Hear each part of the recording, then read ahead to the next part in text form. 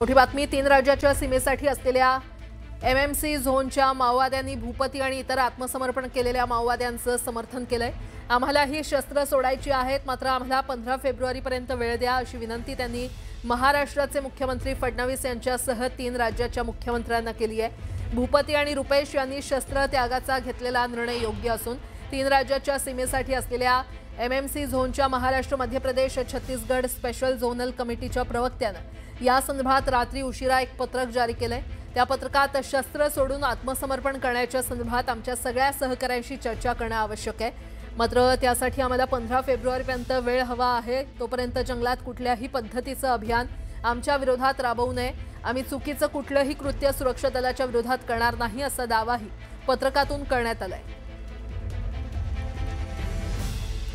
तर माओवाद्यांनी मुख्यमंत्र्यांकडे विनंती केलेली आहे। माओवाद्यांनी आत्मसमर्पणाला समर्थन केलं असल्याचं कळतंय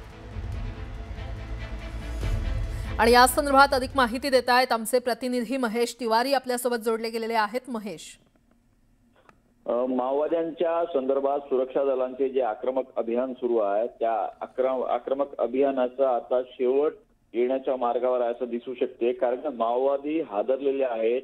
मोठ्या माओवादी नेत्यांना चकमकीत ठार करण्यात आलेला आहे आणि भूपतीसह अनेक माओवाद्यांनी आत्मसमर्पण केलेलं आहे।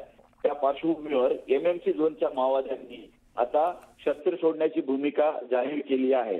सगळ्यात महत्त्वाचं म्हणजे हा एमएमसी झोन महाराष्ट्र, मध्य प्रदेश, छत्तीसगड असा हा कोर झोन आहे जो 3 राज्याच्या सीमेवर माओवाद्यांनी तयार केला होता। याच भागात हा एमएमसी झोन जाल माओवादी असलेला मिलिंद तेलतुंबडे यांनी तयार केला होता। त्याचं वर्चस्व असलेला कधी काळी असलेला हा जो एमएमसी झोन आहे त्या एमएमसी झोनच्या माओवाद्यांनी आता ही भूमिका जाहीर केलेली आहे। रात्री उशिरा पत्रक त्यांनी टाकलेलं आहे। सगळ्यात महत्त्वाचं म्हणजे त्यांनी असं म्हटलं आहे की 15 फेब्रुवारीपर्यंत आम्हाला सरकारने मुदत द्यावी, शस्त्र आम्हाला सोडायचे आहेत, मात्र आमच्या सगळ्या सहकाराशी संपर्क करणं आम्हाला कुठलंही साधन नाही। सगळ्यांशी संपर्क करून आम्ही चर्चा करू आणि शस्त्र सोडू, मात्र तोपर्यंत आमच्या विरोधात कुठल्याही पद्धतीचे अभियान या 3ही राज्याच्या सरकारांनी सुरक्षा दलांनी राबवू नये असं त्यांनी त्या पत्रकात नमूद केलेलं आहे। आणि मुख्यमंत्री देवेंद्र फडणवीस यांचा त्यांनी विशेष उल्लेख त्या पत्रकातून केलेला आहे आणि मध्य प्रदेश, छत्तीसगडच्या मुख्यमंत्र्यांचं नावाचाही त्यात नमूद करण्यात आलेला आहे।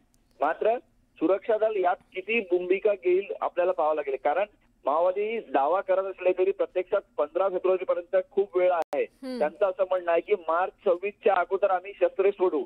आता त्याच्यावर किती सुरक्षा विश्वास ठेवेल की आपल्याला पाहावं लागेल। त्यांच्या विरोधातले अभियान स्थगित महेश, अपडेट घेत राहू। तुर्तास धन्यवाद।